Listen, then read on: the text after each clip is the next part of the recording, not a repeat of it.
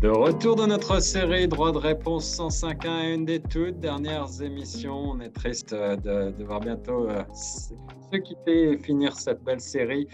Je rappelle, originalement développée avec le soutien du Fonds canadien de la radio communautaire. C'est une série de débats et de quiz. Et aujourd'hui, eh bien, j'ai autour de la table virtuelle le plaisir de rejoindre 3 panélistes pour participer à un quiz autour de l'écologie, une notion bien évidemment dont on parle énormément dans les médias et sur Choc FM. On va essayer d'en apprendre davantage et de vous transmettre quelques connaissances en la matière.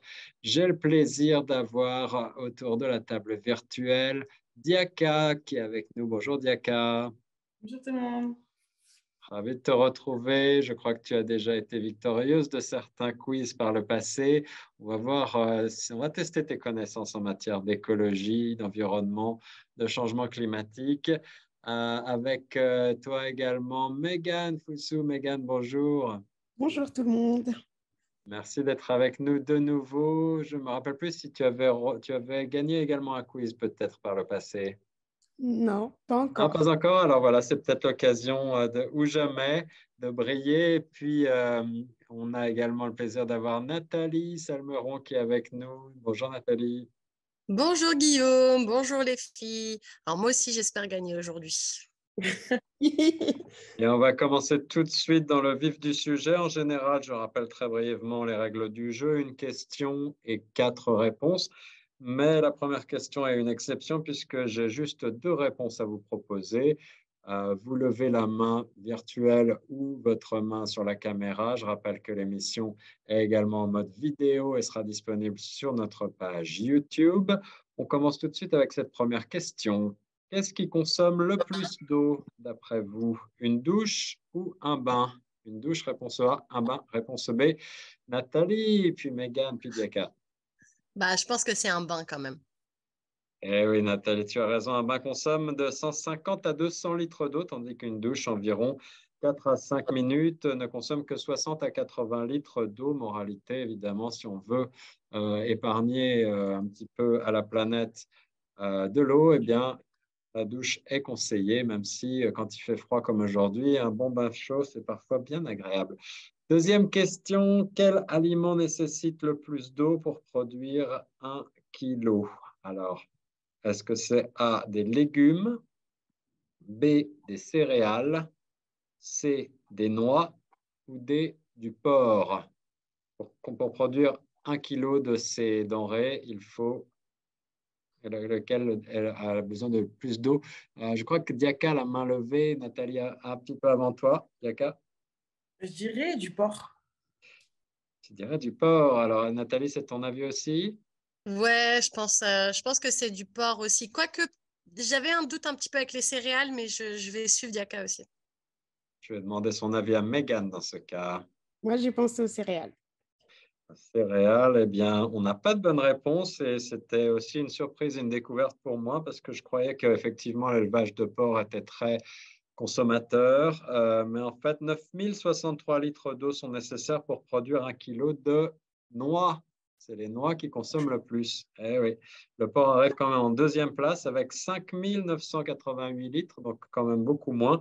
Et bien ensuite les céréales, effectivement, avec 1644 litres. Et enfin, les légumes sont le produit qui nécessite finalement le moins d'eau dans cette liste, en tout cas avec seulement 322 litres d'eau pour 1 kilo de produits. Voilà, on en apprend un petit peu avec ce quiz. Troisième question, quel appareil consomme le plus d'électricité cette fois dans la maison en une année dans cette liste? A, les plaques de cuisson, B, un four, C, des appareils électroniques ou D, une sécheuse de vêtements. Diaka, Le sécheur de vêtements. le sécheur, le sécheuse. Nathalie.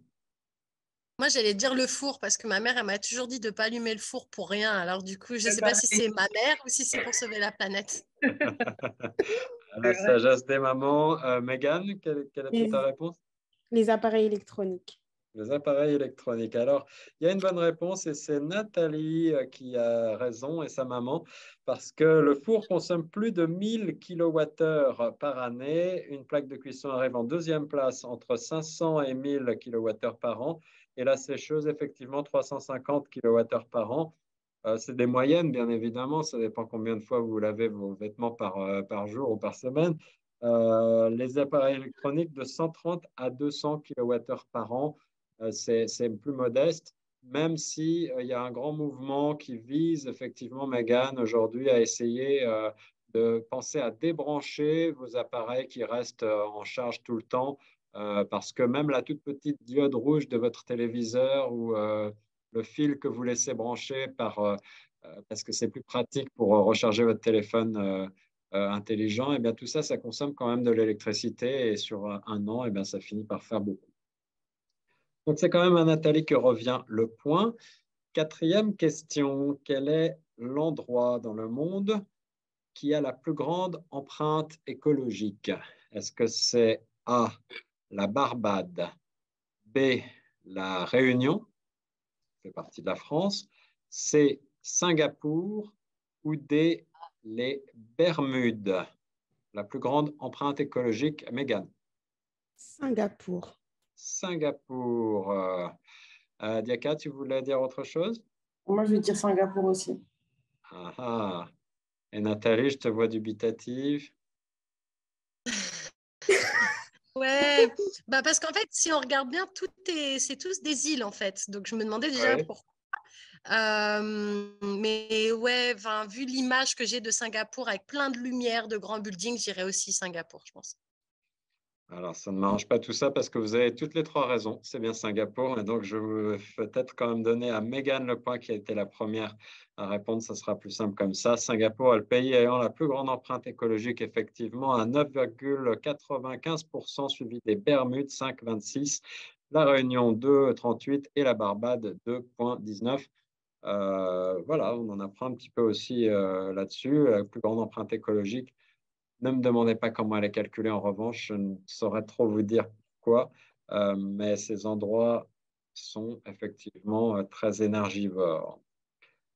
Numéro 5, le terme écologie vient du grec oikos, qui signifie A, maison, B, nature, C, terre ou D, mer. Oikos. Qu'est-ce que ça peut bien vouloir dire, Diaka? Je dirais terre. Terre. Mégane, Nature. nature et Nathalie. Je ne suis pas méga inspirée. J'ai pas fait de langue ancienne à l'école, malheureusement. Je dirais maison. Bravo Nathalie, ton instinct te fait Comme marquer un quoi? point. Oikos, c'est la maison en grec ancien, effectivement. L'écologie, bah oui, c'est notre maison, la terre. On pouvait penser effectivement à la terre aussi, Diaka et Mégane, la nature, c'était pas bête non plus. J'avoue que c'était pas trop facile comme question, mais c'est surtout pour vous apprendre aussi un petit peu plus de choses sur l'écologie et à vous aussi, chers auditrices et auditeurs. Sixième question du terme logos également. Donc, on a oikos et logos, l'écologie. Le terme logos, quant à lui, signifie quoi? A, la logique, B, le losange, C, la connaissance ou D, le combat? Logos. Nathalie. Genre, maintenant, je suis une experte en grec ancien. Je vais dire la connaissance. Il y avait un truc avec le savoir. La connaissance, Nathalie. Est-ce que quelqu'un d'autre voudrait donner une réponse? Les autres réponses, je n'oublie Oui, pas. la logique, réponse A. Un losange, réponse B. La connaissance, réponse C. Ou le combat, réponse D. Je dirais le losange. Le losange. Et toi, Mégane? Logos. Allez, la logique. La logique. Eh ben, c'est encore Nathalie qui marque ce point, la connaissance. C'est donc l'écologie, le oikos et le logos, donc la connaissance de la maison, la connaissance, entre guillemets, de notre terre. Voilà un petit peu résumé le terme qu'on emploie beaucoup et dont on ne connaît pas forcément bien l'origine. Mais justement, cette origine, historiquement, on va apprendre un petit peu plus aussi de choses là-dessus avec cette 7e question. À qui attribue-t-on l'invention du terme écologie? Je vais vous donner des noms, ne vous inquiétez pas. A. Ernst Haeckel. B. Nicolas Hulot. C. Charles Darwin. Ou D. Épicure. Pas facile, hein? Ernst Haeckel, Nicolas Hulot, Charles Darwin, Épicure. Yaka? Vraiment au pif, je dirais Épicure. Ah, Épicure, oui. Une autre réponse possible? La première réponse, la A, c'était? Ernst Haeckel. Oui. Nathalie, tu veux te risquer aussi? Alors, pour être très honnête, moi, mon ordinateur, il a frisé. Alors, du coup, je n'ai même pas entendu. J'ai entendu Nicolas Hulot, j'ai ri et après, ça a coupé. Alors, Nicolas Hulot, on peut peut-être effectivement l'enlever d'office, mais c'était pour rigoler. Ernst Haeckel, Nicolas Hulot, Charles Darwin ou Épicure? Le C. Darwin. Eh bien non, Nathalie, et non, Diaka, c'est Megan qui marque le point. C'est le Ernst Haeckel que personne ne connaît, qui pourtant était bien l'inventeur du terme, un biologiste, philosophe et libre penseur allemand. Il a fait connaître les théories de Charles Darwin. Donc, il avait quand même marqué un petit point, entre guillemets, pour la forme, Nathalie. Il a fait connaître ses théories en Allemagne et a développé une théorie des origines de l'être humain, lui aussi. Et c'est lui qui aurait inventé ce terme d'écologie. On continue avec la 8e question de ce quiz spécial écologie sur les ondes de choc FM. Quand est-ce que la population mondiale a atteint le milliard d'habitants? Est-ce que c'était en 1350, réponse A, en 1728, réponse B, en 1804, réponse C, ou en 1930, réponse D? Diaka? C'était très récent, je dirais 1930. 1930, Diaka. Est-ce que quelqu'un d'autre veut se tenter une réponse? Est-ce que tu peux répéter, s'il te plaît, les propositions, Guillaume? 1350, 1728, 1804 ou 1930? Moi, je vais dire 1804. D'accord. Et Megan, est-ce que tu dis autre chose? 1930, on reste sur. 1930 aussi. Et moi aussi, je pensais que c'était très récent, 1930, mais en fait, c'est Nathalie qui marque le point, 1804. Bravo, Nathalie. Et Et si oui, vous n'avez l'époque du pas... grec ancien.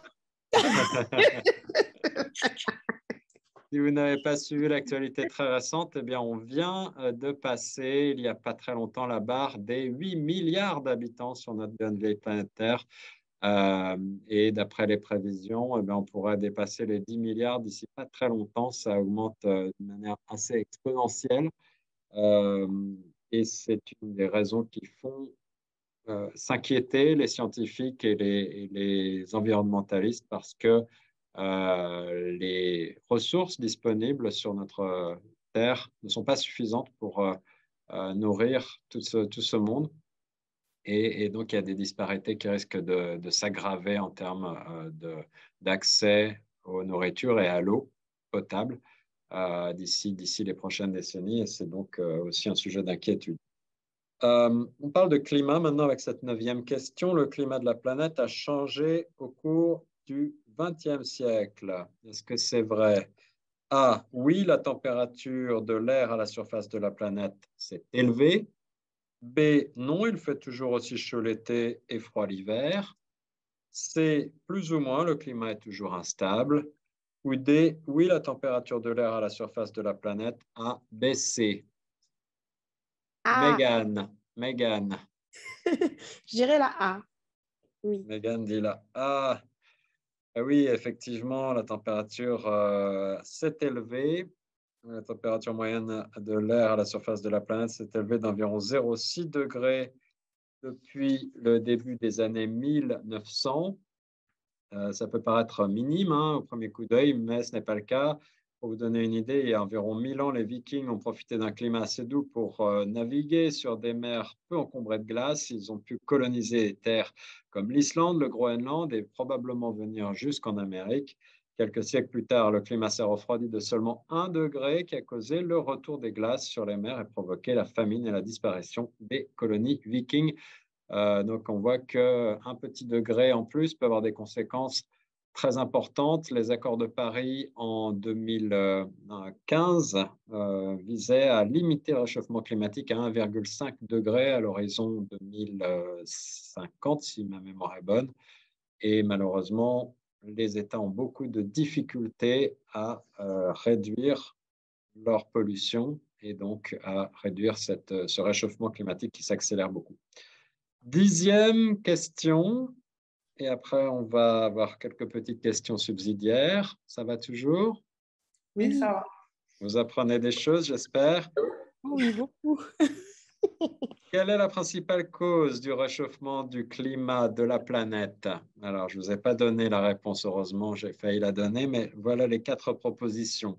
A, est-ce que c'est le Soleil qui cause le réchauffement de la planète? B, est-ce que c'est l'augmentation des gaz à effet de serre? C, l'évaporation de l'eau? Ou D, l'augmentation de l'élevage? Nathalie? Je vais finir écologiste. Voilà, je rends ma casquette de journaliste, je vais faire écologiste. Je dirais effet de serre, les gaz à effet de serre. Les gaz à effet de serre, mais oui, les experts scientifiques ont depuis de nombreuses décennies prouvé que la principale cause du réchauffement de la planète serait l'augmentation des quantités de gaz à effet de serre dans l'atmosphère, en particulier la combustion de fossiles, de combustibles fossiles, l'essence, le gazoil, le gaz naturel, le pétrole au sens large, voilà, qui produit du dioxyde de carbone. Alors, c'est normal d'avoir des gaz à effet de serre autour de la Terre, ça c'est un fait naturel, mais il ne faut pas en avoir trop. Et l'augmentation de l'élevage, quant à lui, eh ben, c'est aussi une des causes secondaires du réchauffement, comme la déforestation, évidemment, qui réduit donc le nombre d'arbres qui contribuent à limiter ces gaz à effet de serre, et aussi les engrais qui contiennent des azotes et qui, là aussi, sont responsables de davantage de gaz à effet de serre et donc de réchauffement. 11e question, quel rôle joue l'effet de serre sur la Terre, justement? Est-ce que c'est A, il rend propice le développement de la vie sur la Terre car il garde la température de l'air suffisamment élevée? B, il refroidit la Terre qui deviendrait trop chaude à sa surface? C, cela n'est pas clairement défini, il existe plusieurs théories à ce propos. Ou D, il provoque la fonte des neiges et des glaces. Diaka, D. tu dis, pardon? Réponse D. Réponse B. Non, D. Réponse D, il provoque la fonte des neiges et des glaces. Megan, je crois que tu as... A. Et Nathalie? Celle où on ne sait pas. Non, je rigole. Celle où, je crois que c'était la... Pas celle qu'elles ont dit, l'autre, et pas celle où on ne sait pas. Je ne sais plus celle. D'accord. C'est Megan qui a le point. L'effet de serre est un phénomène naturel qui rend la vie possible sur la Terre, puisqu'il maintient la température moyenne de l'air sur la planète environ une quinzaine de degrés. S'il n'y avait pas d'effet de serre, donc la température moyenne serait de moins 18, un peu froid. Par contre, trop de gaz à effet de serre peut déboussoler effectivement le climat et provoquer des changements climatiques. Et c'est ce dont on assiste depuis quelques décennies maintenant. L'effet solaire, l'énergie solaire, le soleil réchauffe effectivement la Terre.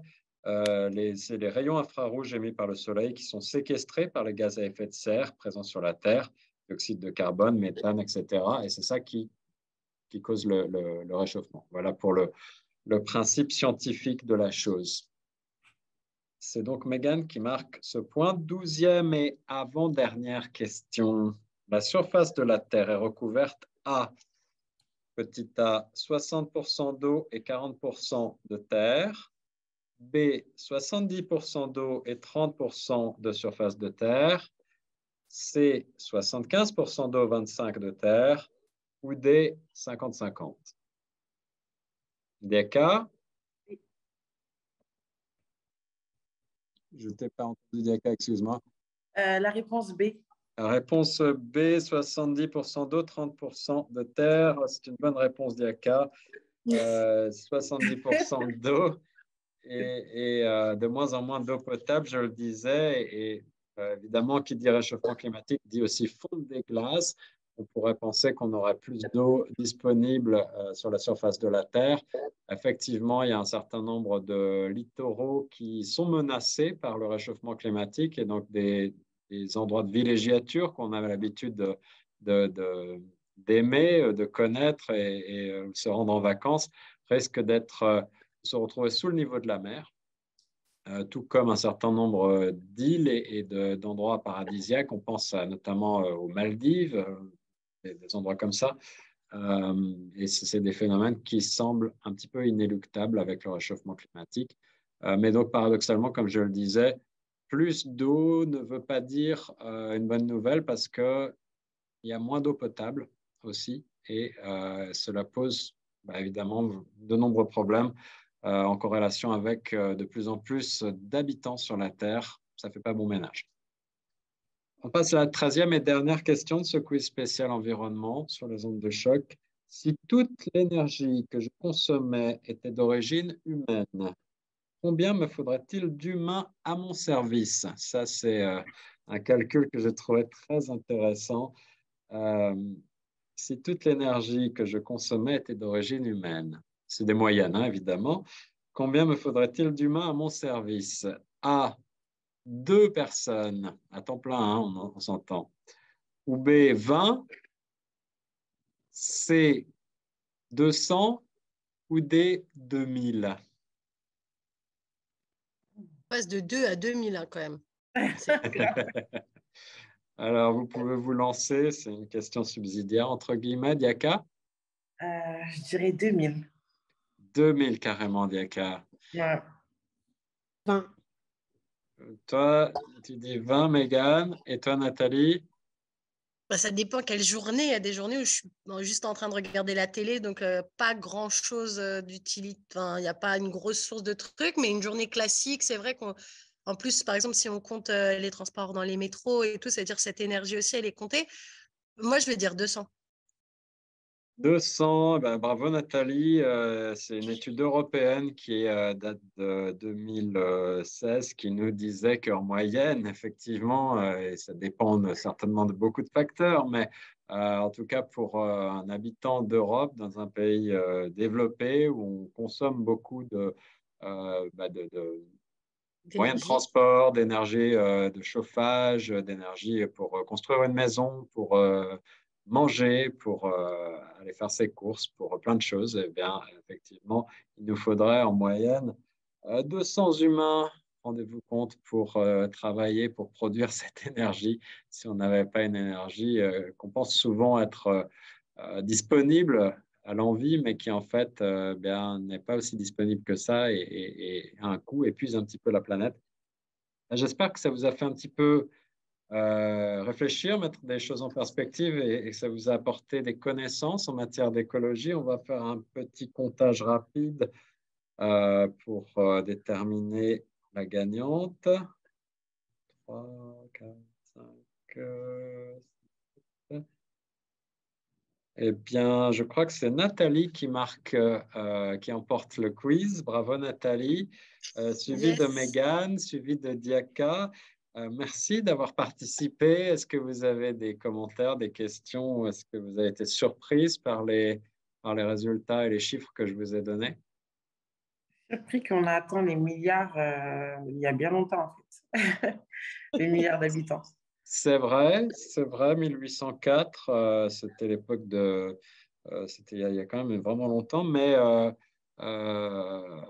on peut aussi se dire qu'entre 1804 et 2022, on passe de 1 à 8 milliards. Donc, ça veut dire qu'en très peu de temps, quand même, à l'échelle de l'humanité, eh bien, on a peuplé la Terre comme jamais auparavant. Et c'est quelque chose d'assez remarquable d'un point de vue humain, une capacité de résilience et d'adaptation, mais peut-être que c'est un peu trop. Et en tout cas, c'est ce que pensent beaucoup de scientifiques qui mettent en garde contre la surutilisation des ressources et qui appellent à un changement radical de mode de vie, un changement radical de système économique, le système capitaliste tel qu'il existe, basé sur la course au profit, la course au produit intérieur brut et à la croissance, semble marquer ses limites. Et la croissance qui a pour coût la destruction planétaire, c'est quelque chose qui ne peut plus vraiment fonctionner aujourd'hui. Je ne sais pas si vous êtes au courant, mais il y a aussi chaque année un calcul qui est fait, je ne sais plus exactement par quel organisme, mais j'imagine que c'est plusieurs ONG qui se rassemblent pour calculer la date à laquelle nous avons utilisé le maximum d'énergie que l'on est en capacité de renouveler sur Terre. Et chaque année, la date recule. Elle était en décembre, et puis en novembre, et puis je crois que maintenant on est à la mi-juillet. Ça veut dire qu'à la mi-juillet, on a épuisé les capacités de la Terre dans son ensemble à régénérer ses ressources. Donc ensuite, on vit à crédit, entre guillemets. Il va falloir trouver des nouvelles solutions. Voilà, exactement.